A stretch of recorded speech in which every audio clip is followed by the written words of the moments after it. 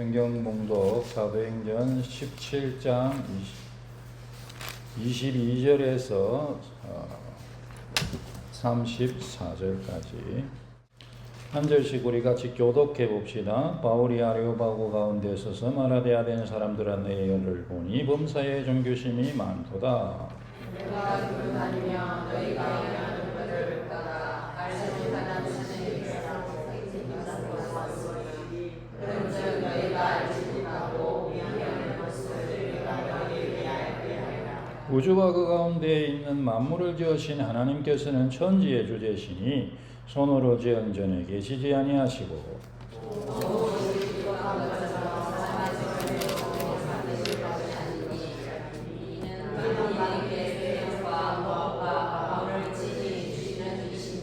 인류의 모든 족속을 한 혈통으로 만드사 온 땅에 살게 하시고 그들의 연대를 정하시며 거주의 경계를 한정하셨으니 이는 사람으로 오만 혈통을 넘어 잡다가 발견하게 하시되 그는 각 사람에게서 멀리 있지 아니하도다. 우리가 그를 힘입어 살며 기동하며 존재하느니라. 너희 시인 중 어떤 사람들의 말과 같이 우리가 그의 소생이라 하니 이와 같이 하나님의 소생에게 있었을 하나님을 믿는 아니나 내가 사람의 기술과 언어로 생긴 것들과 같이 여길 것이 아니니라. 알지 못하는 시대에는 하나님이 강구하셨거니와 이제는 어디든지 사람에게 다 명하사 회개하라 하셨으니 이는 정하신 사람으로 하여금 천하를 공의로 심판하는 날을 작정하시고 이에 그를 죽은 자 가운데서 다시 살리신 것으로 모든 사람에게 믿을 만한 증거를 주셨음이나 아니라. 그들이 죽은 자의 부활을 듣고 어떤 사람은 조롱도 하고 어떤 사람은 이 일에 대하여 내 말을 다시 듣겠다 하니 이에 바울이 그들 가운데서 떠나매 몇 사람이 그를 가까이하여 믿으니 그 중에는 아르바고 갈리 디오니시오와 다말이라는 여자와 또 다른 사람들도 있었더라. 최근에 제가 생각하는 것 중에 하나가 뭐 옛날에도 생각했지만 또 많이 이렇게 너무 이렇게 많이 느껴진 것 중에 하나가 이게 성경에 보면 항상 기뻐해라 그렇게 했는데 항상은 이제 늘이잖아요. 늘이라는 거는 이제 말하자면 내가 깨어 있는 모든 시간 동안 이게 항상이죠. 네, 늘인데 근데 늘 기뻐할 수가 있나요? 그런데 이제 그래서 기쁨을 기쁘게 여기는 것이고 성경 말씀이죠. 그리고 기쁨을 선택하는 것이고 기뻐하라라고 명령할 때는 그것을 선택하는 것이기도 하고 그렇습니다. 그게 왜 중요하냐, 귀하냐라고 했을 때에 물론 우리 각자가 개인적으로 다 하나님 앞에서 깨달아야 될 부분이고요. 제가 뭐 100마디 말을 해도 사실 별 소용없다는 생각이 들기도 하지만 그래도 또 나누는 것이 필요하다 생각해서 또 나누는 것이고요. 우리의 그 기쁨의 삶이라는 것은 우리가 다 기쁘고 감사하게 살기를 원하는데 그 기쁨의 삶이라는 것은 결국 내가 오늘 기뻐하는가 그것은 결국 내가 지금 기뻐하는가 그것이 우리의 삶을 선택하는 것입니다. 그래서 우리가 예배하러 나왔으니까 지금 예배하는 순간 이 순간이 지금이고요. 여러분 지금 기뻐합시다. 지금 기뻐해야 됩니다. 성경을 봐도 뭐 그렇고 최근에 이제 육대기에 지난번에 그 목회대학원 갔다가 목회대학원은 이제 히브리서를 했어요. 그래서 제가 뭐 히브리서 가지고 또 말씀 좀 드릴 건데 이제 그 책 파는 그 신대원의 장로님이 있어요. 참 늘 변치 않고 그 책을 파시는데 그 서점의 장로님인데 그 장로님이 책을 앞에 갖다 놨는데 요즘은 종이책을 사람들이 잘 안 사잖아요. 그런데 이제 좀 필요하면 가끔씩 꼭 필요한 책은 사야 된다고 생각하는데 거기 보니까 역대기 책이 있더라고요. 역대기 책인데 딱 조금 제가 조금 읽어보니까 좋더라고요. 그래서 역대기 책을 샀어요. 역대기 책을 사서 한 번은 다 읽었고 상당히 두꺼운 책인데 한 번은 다 읽었고 지금 두 번째를 읽고 있는데 참 생각하는 게 많습니다. 생각하는 게 많고 그 중에 하나가 기뻐하는 거예요. 그래서 우리가 주님 말씀에 항상 기뻐해라 했으니까 지금 기뻐합시다. 지금 김성은 목사 설교 들으면서 무슨 기쁨이 있나 그러지 마시고 저희들 설교 들으면서 기쁨은 없을 수가 있지만 하나님께서 나와 함께 하시니까 할렐루야. 우리가 기뻐하는 것입니다. 하나님 앞에 예배할 수 있으니까. 하나님 앞에 예배할 수 있다는 게 얼마나 크고 감사한 특권인지 모릅니다. 여러분 몸 아프면 예배하지 못하죠. 사건 사고 있으면 예배하지 못하죠. 마음이 근심이 있으면 예배하지 못하죠. 예배하기 어렵죠. 이런 장소 없으면 예배하기 어렵잖아요. 또 우리에게 믿음의 자유가 없으면 우리 지금 2시간만 차 타고 가면 북한에 예배하는 게 어디 있습니까? 예수 이름만 해도 잡혀가는 그 땅에 얼마나 거기 2천만 명이 살고 있잖아요. 2천만 명 맞죠? 2천만 명이 살고 있잖아요. 그런데 이제 우리는 이렇게 믿음의 자유가 있어서 예배할 수 있으니 할렐루야.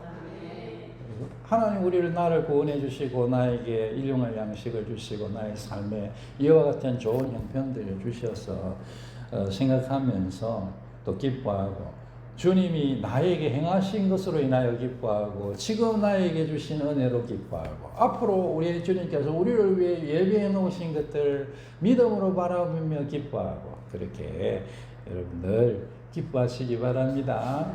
근심걱정들이 얼마나 많으세요. 어떤 때는 힘들어 죽을 것 같죠. 내 인생만 이렇게 꼬여 있는 거 아니야. 그런 생각이 여러분 드실 때 있을 거예요. 몸 왜 이렇게 아프냐 이거. 옆에 저 못되게 하는 저 할망구는 죄송합니다. 저 노인정에 가면 못된 할망구들 있을 수도 있어요. 요즘 누군지 몰라요. 분명히 한두 명 있을 거예요. 아프지도 않아. 얼마나 건강한지 막 큰 소리 지르고 막 뭐라 하고 막.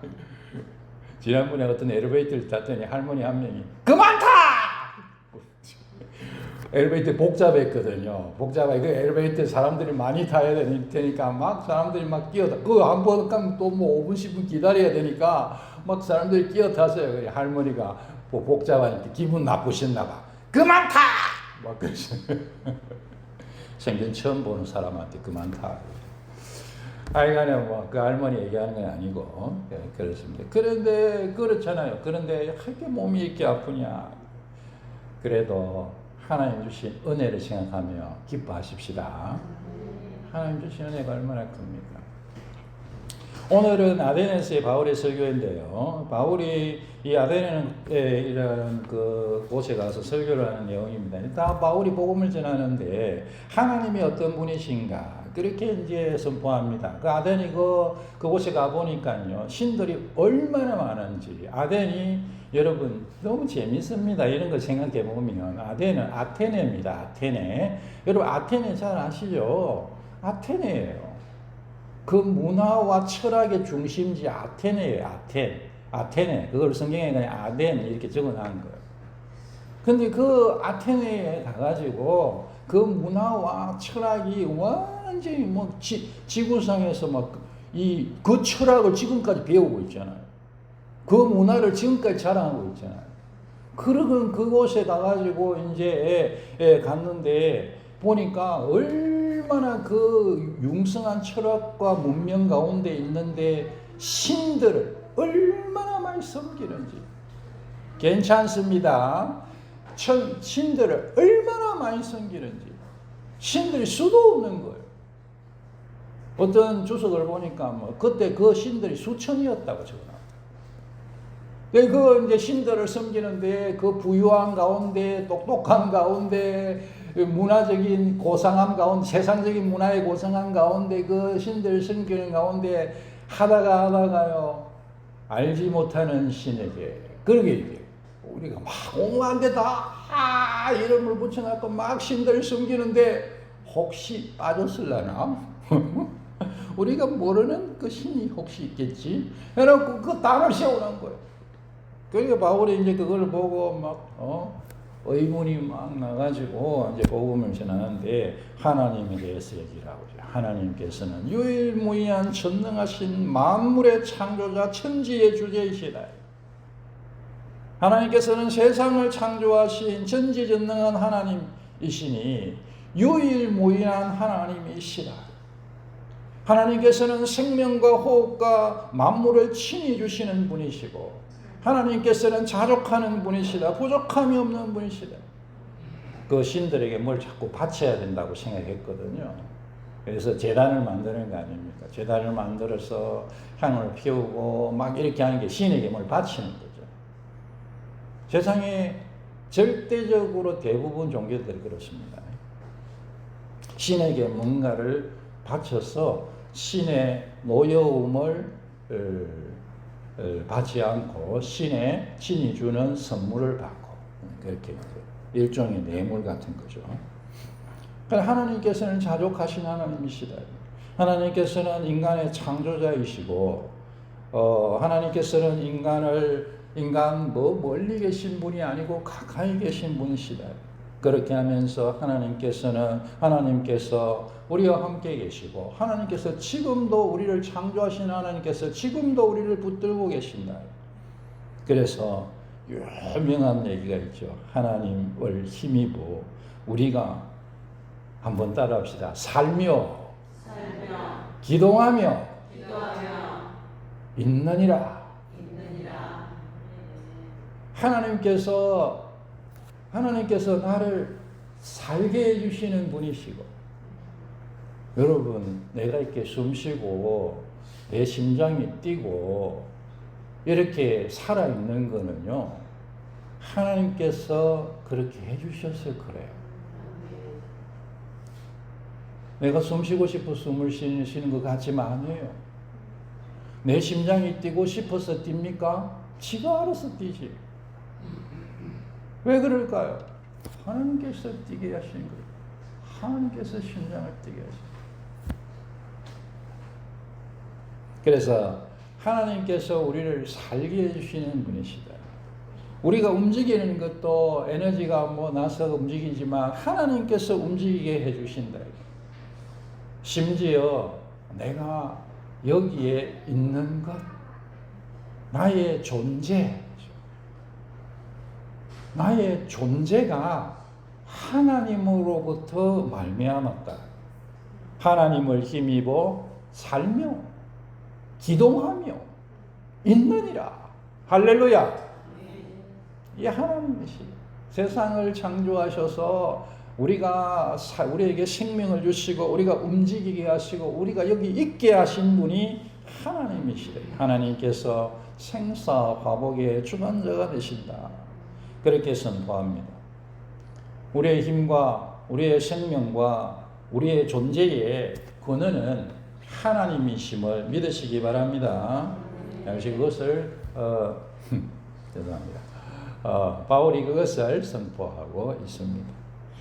하나님께서 우리에게 그와 같은 분이시고 바울이 설교하면서 이 하나님께서 우리 멀리 계신 분이 아니다. 그렇게 우리 멀리 계신 분이 아니다. 그렇게 얘기할 때에 그때에 그 대부분의 그 사람들이 섬기는 신들은 이제 신들 중에 중요한 신들이 제우스 그런 신들이잖아요. 어디 있습니까? 올림푸스 산 꼭대기에서 신전에서 살고 있었죠. 그래서 사람과 떨어져서 그렇게 있었는데 하나님께서는 사람 가까이에서 계신 분이시다. 27절에 보면 멀리 계시지 않는다. 그래서 사람이 하나님을 찾아서 발견할 수 있도록 사람에게 각별한 사랑과 관심을 보이시고 그래서 사람을 특별히 대우하시는 분이시다. 그렇게 바울이 선포하고 있습니다. 하나님께서 전능하신 유일한 하나님이시다. 그렇게 선포하면서 우리가 그 하나님의 피조물이다. 하나님의 후손들이다. 우리가 그 하나님의 자녀들이다. 그렇게 말하고 있습니다. 선포합니다. 그렇게 우리가 바로 그 하나님의 자손들이다. 그렇게 얘기하면서 이전에는 그렇게 너희들이 지금까지는 이렇게 살아왔지만 뭐 그것은 어쩔 수 없었다고 쳐도 이제는 안 된다. 왜냐하면 하나님께서 예수님을 보내셨고 하나님께서 예수님을 죽으면서 부활시키셨기 때문이다. 그래서 바울이 증거한 것은 예수와 부활을 전했다. 그렇게 말하죠. 예수님과 예수님의 부활을 전했다. 예수님께서 십자가에서 죽으심으로 하나님께서는 예수님을 통해서 우리를 죄에서 구원하시고 그리고 예수님으로 하여금 공의로 심판하는 권세를 가지도록 세상을 심판하도록 그렇게 하셨다. 하나님께서 예수님을 십자가의 죽음에서 부활시키심으로써 사람들이 믿을 만한 증거가 되게 하셨다. 그렇게 선포했습니다. 예수님을 증거하는 것이죠. 예수님을 증거하고 그렇게 복음을 전합니다. 이 설교를 곰곰이 우리가 생각을 해보면은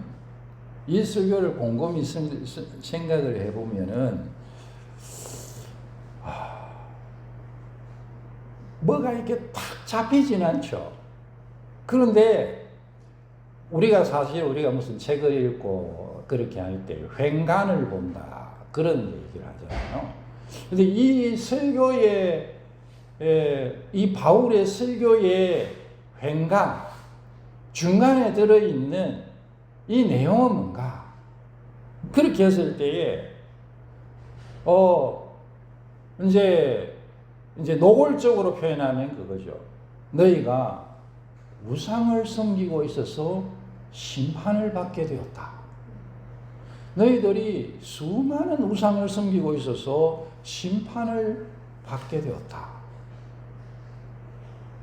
너희들이 하나님을 모독하고 있다.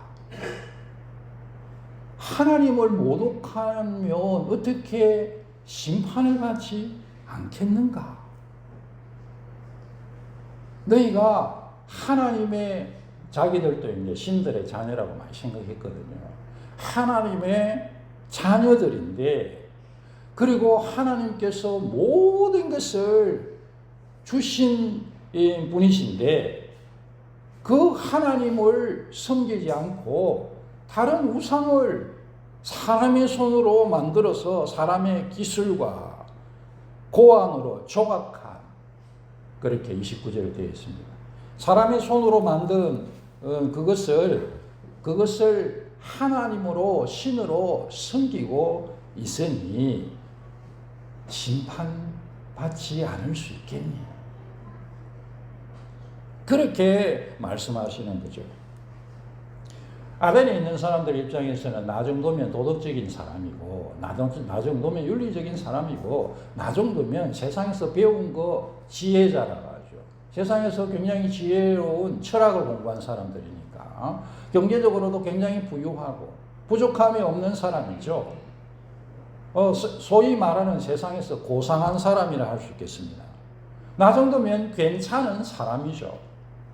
그런데 내가 무슨 죄인이고 내가 무슨 심판을 받을 자인가 라고 생각하며 살고 있었을 것입니다.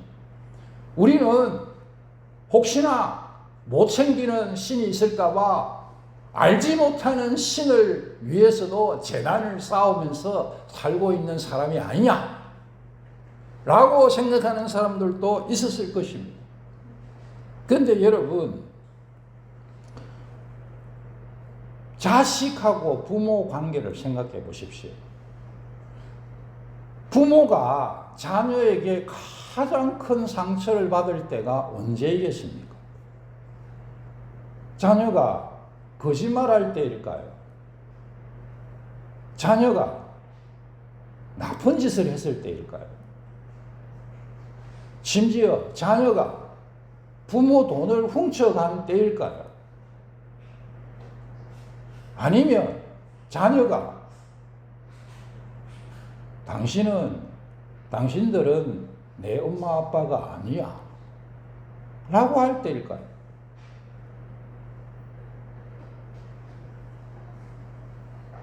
(1번에서) (4번) 부모가 어디에 상처를 많이 받겠습니까? 두말하면 잔소리죠. 근데요, 그놈이 당신은 내 부모가 아니다 이렇게 하면서 뭘 돌덩이를 하나 갖다 놓고 막 거기에 막 정으로 막 공을 막 들여가지고 얼굴을 새기겠어요. 그리고 이분이 내 아빠야, 내 엄마야. 그걸 정신 나간 놈 아니겠습니까?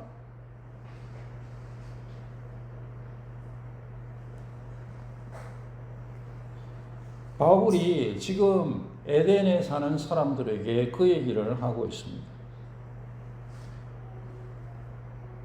하나님이 세상을 창조하시고 하나님께서 나에게 생명을 주시고 하나님께서 내가 지금 움직이게 해주시고 하나님께서 우리에게 예수님을 보내주셔서 십자가에 죽으시고 부활하게 하셨는데 너희가 사람이 돌에다가 새기고 금은에다가 새긴 우상을 가지고 하나님이라고 신이라고 섬기고 있으니 심판받지 않겠느냐.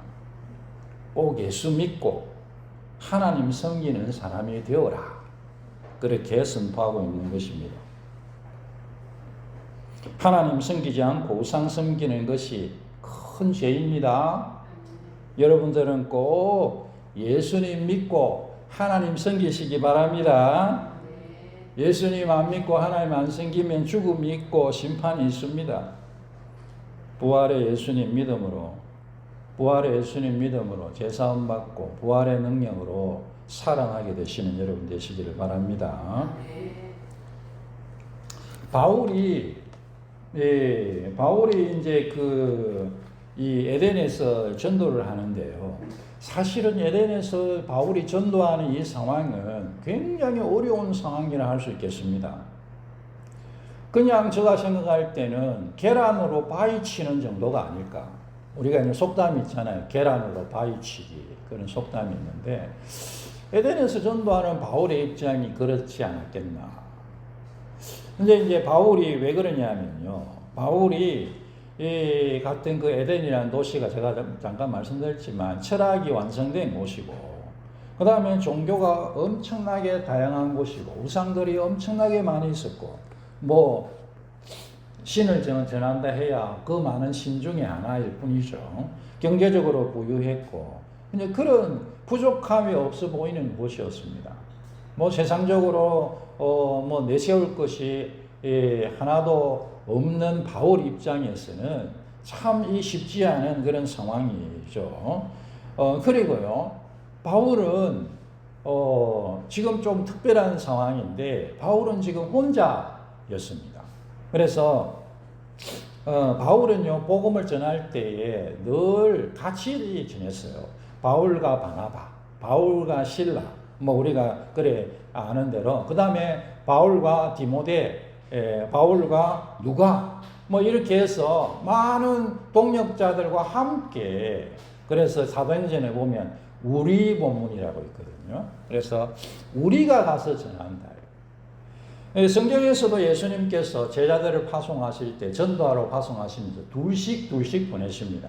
70인의 전도대를 보내실 때도 둘씩 보내십니다. 같이 전도하는 것이 좋죠. 같이 최소로 두 명은 돼야 전도하기가 이제 괜찮다. 그런 이제 입장이죠. 그러나 상황에 따라서는 사람이 피치 못할 그런 입장이 있을 수 있고 혼자 있을 때가 있는 건데 이 바울이요, 이 아덴에서의 그 상황이 혼자 지금 아덴에서 있는 거예요. 바울이 16절에 아덴에서 그들을 기다리다가 그렇게 그들을 기다리다. 동역자들 기다리고 있는 거예요. 혼자 돼. 혼자야. 혼자 되는 거예요. 이 혼자 된 상황에서 이 아덴이라는 도시에서 복음을 전하는 것이 결코 쉽지 않았겠죠. 그래도 바울은 전합니다. 바울이 전하는데요. 바울이 전할 때에 보면 그 바울을 어떻게 해서 전할 수 있냐라고 했을 때에 안타까운 마음이 있었어요. 그 우상들을 보면서 격분했다. 이 말은 마음에 막 화를 냈다. 이거보다는 마음에 안타까운 마음이 일어나는 거예요. 안타까운 마음이 일어나요. 우상을 섬기는 저 모습을 보면서 안타까운 마음이 일어나는 거예요. 그 주변에 그 수많은 사람들이 우상을 섬기고 그런 걸 보면서 아이고 나는 지죽은 듯이 지내야지. 나 혼자서 뭘 하겠소. 우리는 그렇게 생각하기가 쉬운데 바울은 안타까운 마음이 부릴 듯 일어납니다. 그래서 회당에서 전하고 장터에서 전하는 그 장터는 옹기시장이라고 일반적으로 알려져 있는데 에덴의 중심과 같은 우리 같으면 여기 중심상가나 검정시장이나 그런 곳이 사람이 굉장히 많은 곳. 그래서 회당에서도 복음을 전하고 장터에서도 복음을 전하고 만나는 사람마다 복음을 전하고 날마다 복음을 전하고 할렐루야. 그렇게 예수님과 부활을 전했습니다. 우리가 어떤 때는 복음을 전해야 된다고 생각을 하는데 주변에 아무도 없어요. 나 혼자밖에 예수 믿는 사람이 없는 것처럼 보일 때가 있습니다. 누구 한 사람이라도 같이 좀 전도하러 갈 수 있으면 좋겠는데, 전도했으면 좋겠는데, 나밖에 없어요. 혹시 그렇다 하더라도, 그래서 내가 이거 전도하는 것이 계란으로 바위치는 것 같이 느껴질 수도 있어요. 그래도 여러분, 용기를 내셔서 바울처럼 간절한 마음과 열망을 가지고 복음을 선포하십시다. 날마다 어디에서든지 누구에게나 이 말씀이죠. 바울이 했던 게 바울이 복음 어떻게 전했냐? 날마다 어디에서든지 누구에게나 만나는 사람마다 복음을 전했다. 그렇게 안타까운 마음을 가지고 저 가만히 두면 영원한 죽음을 향해 갈 사람들이 저렇게 많이 있는데 내가 안타까운 마음으로 지내야 되겠다. 여러분 우리나라는 지금 사실 선교지랑 마찬가지라고 생각합니다. 주변에요 예수를 안 믿는 사람이 절대 다수이고 예수를 믿다가 안 믿는 사람, 저는 교회 안 나오는 사람은 거의 절반 이상 안 믿는 사람이라고 생각해요. 교회 좀 다니다가 교회 안 다니면 나는 믿음 있다 생각했는데 그 믿음이 과연 얼마나 있을지 궁금합니다. 왜요? 우리 주변이요 선교지가 됐어요. 기독교에 대해서 적대적이에요. 젊은 세대들이 최고 좋아하는 종교가 불교래요. 불교. 20대 30대가 제일 선호하는 종교가 불교래나 뭘 알고 그러는지는 모르겠습니다만은 상황이 있겠죠. 그러니까요, 우리가 사는 시대는 우리가 살고 있는 이 세상은 지금 선교지랑 같아요. 그런데 이 아덴의 바울처럼 혼자 딱 동떨어져 있는 것과 같다고. 그래도 이 바울이 이 복음을 전한 것처럼 듣든지 안 듣든지 복음의 씨를 뿌립시다. 우리가 바울처럼 이 설교를 이렇게 못한다 해도 제가 여러분에게 설교할 때도 설교하는데 여러분들이 목사의 설교를 듣는데도 바울이 한 설교 내용을 몇 가지만 얘기하고 지루하면 안 될 건데 이러고 제가 몇 가지만 얘기하고 넘어가는데 그 얘기 딱 들어가자마자 막 지루하시잖아요. 여러분 지루해 하면 나도 긴장이 더 돼가지고 빨리 넘어가야지 막 이러고 막. 그래서 보면 막 내가 어디까지 했지 막 이러고 그러는 거예요. 사실 여러분 솔직하게 고백하는 겁니다. 쉽지 않죠. 근데 이 바울이 이렇게 복음을 전하는 이 대단한 바울이 복음을 이렇게 막 설교를 했는데요. 사람들의 반응이 3개입니다. 일반적으로 2개인데요. 여기는 3가지가 나와요. 32절에 한번 보십시오. 32절에 보면 죽은 자의 부활을 듣고 어떤 사람은 조롱하고 그렇게 어떤 사람은 내 말을 다시 듣겠다 하고 그 다음에 34절에 몇 사람이 믿으니 할렐루야 할렐루야 할렐루야 수많은 사람에게 바울이 날마다 막 어느 곳에든지 복음을 전했어요. 복음을 전했는데 대부분은 조롱을 했어요. 이야 이거 웃기는 소리 하고 있네 뭐 말이 되는 소리를 그 당시에 요새 같은 시절에 뭐 저런 소리를 하냐 뭐 사람이 죽었다가 살았냐 아이고 허황 때다 그렇게 조롱을 해댔다는 거예요. 예수의 부활을 전하니까. 근데 중간 사람이 여기 있습니다. 중간 사람이 우리는 한 번 더 들어볼게. 다음에 또 한 번 더 얘기해. 이 사람이죠. 재밌죠, 그죠? 성경 이런 건 참 재밌어요. 그 다음에는 몇 사람이 그 수많은 바울이 얼마나 많은 사람을 만났겠어요. 날마다 만나는 사람마다 어디서든지 막 복음을 전했는데 그 중에 몇 사람이 그래서요 어떤 사람들은 바울의 이 에덴의 설교는 실패했다 그런 얘기를 적어놓은 걸 봤는데 저는 동의할 수 없어요. 바울의 에덴에서의 사역은 아데네스의 사역은 실패다. 전혀 생각할 거를 생각하지 않습니다.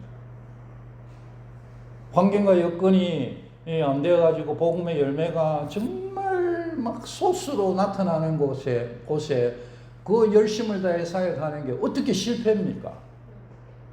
한 생명이 천하보다기 한데 할렐루야. 몇 사람이 전혀 앞에 돌아오게 됩니다.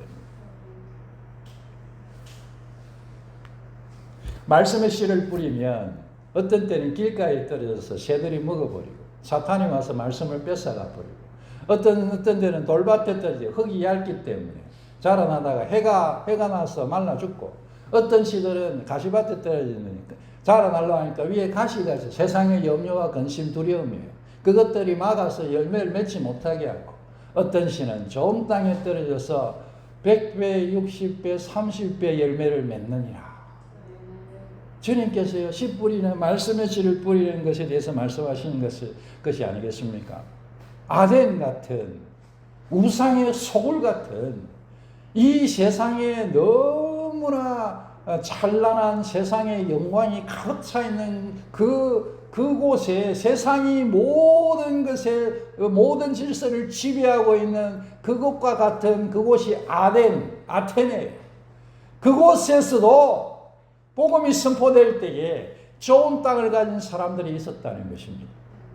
비록 오늘날에 우리가 살고 있는 이 시대가 너무나 쉽지 않은 시대이고 우리 주변에서 친구들이든 사람들이든 예수 얘기하면 예수 예자도 좀 꺼내지 말라고 그렇게 하는 시대라 해도 여러분 여전히 성령님 역사하시고 계십니다. 여전히 복음을 받고 구원받을 사람들이 있습니다. 여전히 아이고 내가 믿어야 되는 거 아니야? 라고 그 소리를 들으면서 생각하는 사람이 있다는 거예요.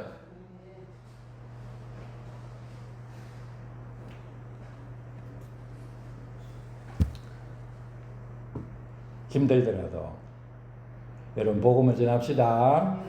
나 혼자라. 주변에 막 나하고 같이 좀 이렇게 해줄 사람 한 명이라도 있으면 좋겠다.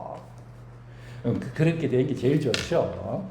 그런데 이제 그런 상황이 안 될 때도 있고, 나 혼자 남았을 때도 있고 주변이 너무너무 참 세상으로만 가득 차 있을 수 있고 내가 뭐 아무리 나의 이 삶, 복음 예수를 붙들고 사는 삶이 너무나 무력하게 느껴질 때도 있고 열매가 뭐 아무것도 없는 것처럼 보여질 때도 있겠죠.